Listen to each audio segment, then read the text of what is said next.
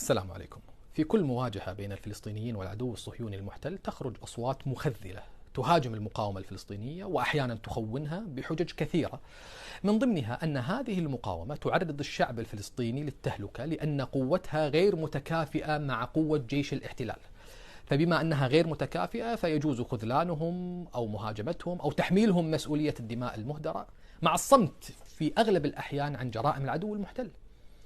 أصحاب هذا الطرح الذين يذرفون دموع التماسيح على الضحايا هم ذاتهم الذين يؤيدون بطش الحاكم برعيته بحجة وأد الفتنة وفرض الأمن، وهم ذاتهم الذين يصمتون عن التطبيع بحجة الواقعية، وهم ذاتهم الذين يتهمون الشعب الفلسطيني ببيع أراضيه وبيع القضية رغم سقوط الضحايا الذين يذرفون هم الدموع عليها.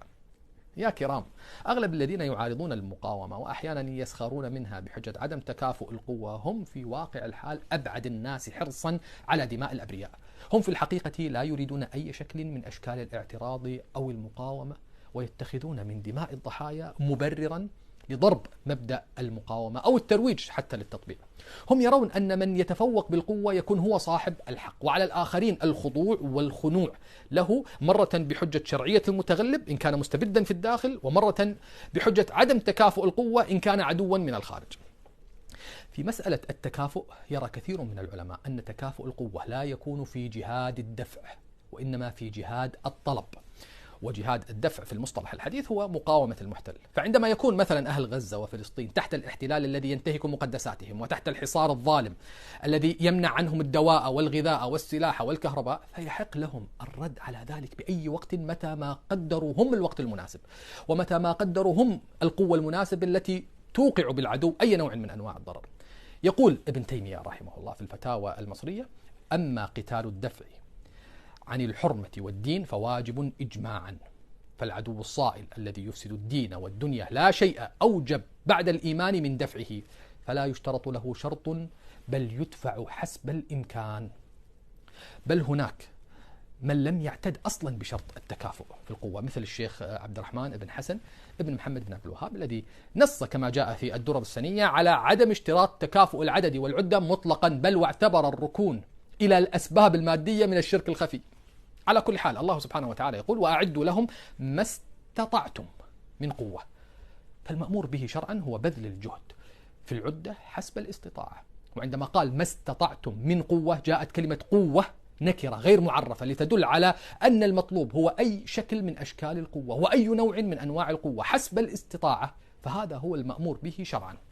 فأهل غزة بذلوا كل ما في وسعهم للأخذ بأسباب القوة، ولم يتركوا بابا إلا وطرقوه في سبيل أخذهم في الأسباب، لكنهم خذلوا في كثير من الأحيان فما وهنوا لما أصابهم من الخذلان وما ضعفوا وما استكانوا. النبي صلى الله عليه وسلم خاض معارك ضد عدو لديه قوة تعتبر أضعاف قوته، وهكذا أيضا فعل الصحابة الكرام والتابعون، وهكذا فعلت كل مقاومة وطنية، والأمثلة كثيرة. الفيتناميون ضد المارينز الأمريكي، المقاومة الجزائرية ضد قوة فرنسا، المقاومة الليبية ضد قوة إيطاليا، مقاومة الأفغان ضد الاتحاد السوفيتي والأمريكي. حجة عدم تكافؤ القوة حجة قديمة متجددة تتكرر في كل عصر، وعندما تأتي من أطراف معينة نعرف أنها كلمة حق يراد بها باطل، حتى أن القرآن الكريم ذكرها في قوله تعالى: فترى الذين في قلوبهم مرض يسارعون فيهم يقولون نخشى أن تصيبنا دائرة فعسى الله أن يأتي بالفتح أو أمر من عنده فيصبحوا على ما أسروا في أنفسهم نادمين. كان الذين في قلوبهم مرض في عهد النبي صلى الله عليه وسلم يسرونها فأصبحوا يجهرون بها في هذا العصر. إنها نفس الحجج، الخوف من مواجهة الأعداء وانتقامهم بدعوى عدم تكافؤ القوى.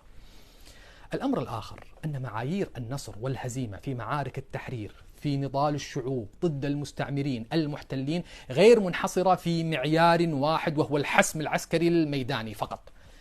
فعندما تكون المعركة بين جيش نظامي محتل مستوطن مستعمر ويمتلك كل أدوات القوة الحديثة، وبين حركة تحرير ونضال، فإن معايير التقييم تختلف. على سبيل المثال، إيقاع الرعب والهلع في الجانب القوي المتغطرس وكسر كبريائه يعتبر معيارا معتبرا بل مقصدا شرعيا، كما قال تعالى: ترهبون به عدو الله وعدوكم. تكبيد العدو الخسائر المالية الكبيرة يعتبر معيارا من معايير التقييم. تحقيق الاعتراف بالمقاومة كطرف مهم في معادلة الصراع وتغيير تلك المعادلة يعتبر معيارا. تعطيل وشل الحياة العامة للعدو وما يترتب عليها من أضرار وخسائر يعتبر معيارا. تدمير صورة العدو أمام شعوب العالم وإحراج القوى الدولية وفضح ممارساته وقطع آمال المطبعين ونسف مخططاتهم يعتبر معيارا. مجرد منع المحتل والمستعمر من تحقيق أهدافه يعتبر معيارا لتقييم النصر والهزيمة. توحيد الجبهات الداخلية وتحقيق الالتفاف الشعبي حول القضية بحيث يصبح الاعتداء على أهل القدس يوجب رد أهل غزة، هذا معيار مهم بل تحول في طبيعة الصراع.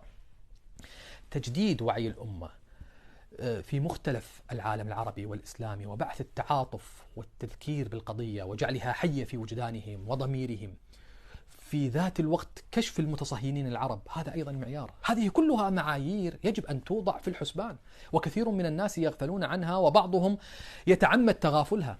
لذلك ذكرنا الله بها وعزانا في قوله: إن تكونوا تألمون فإنهم يألمون كما تألمون وترجون من الله ما لا يرجون. بمعنى لا تجعلوا مصابكم وآلامكم تنسيكم أن العدو يتألم ومصاب، لأن نسيان ذلك قد يجعل اليأس يدب في قلوبكم. المقاومة يجب أن يقيم أداؤها كمقاومة ونضال شعب محاصر، لا كجيش نظامي لدولة. كل هذه الأضرار يوقعها الفلسطينيون وهم محاصرون محاربون مستضعفون. كل حركات التحرر في العالم العربي والعالم عموما كانت أقل قوة من المستعمر، وكانت وما زالت محل تقدير واحترام وتعاطف من أحرار العالم، ولم يتهمهم أحد على مر التاريخ بأنهم حركات إرهابية إلا من المستعمر أو من عملائه وأذنابه كما اتهم عمر المختار مثلا. ولم يتهمهم أحد بأنهم أضروا بالشعوب بسبب عدم تكافؤ قوتهم مع المستعمر. لذلك فإن أقل واجب نقدمه لأهلنا المرابطين في بيت المقدس وأكناف بيت المقدس أن نتعاطف معهم، أن ندافع عنهم في وجه من يحاول أن يقلل من شأنهم أو من شأن ما يقومون به، فهم على ثغر يدافعون عنه نيابة عنا جميعا، ويرفضون التنازل عن حقهم وحق الأمة بأسرها.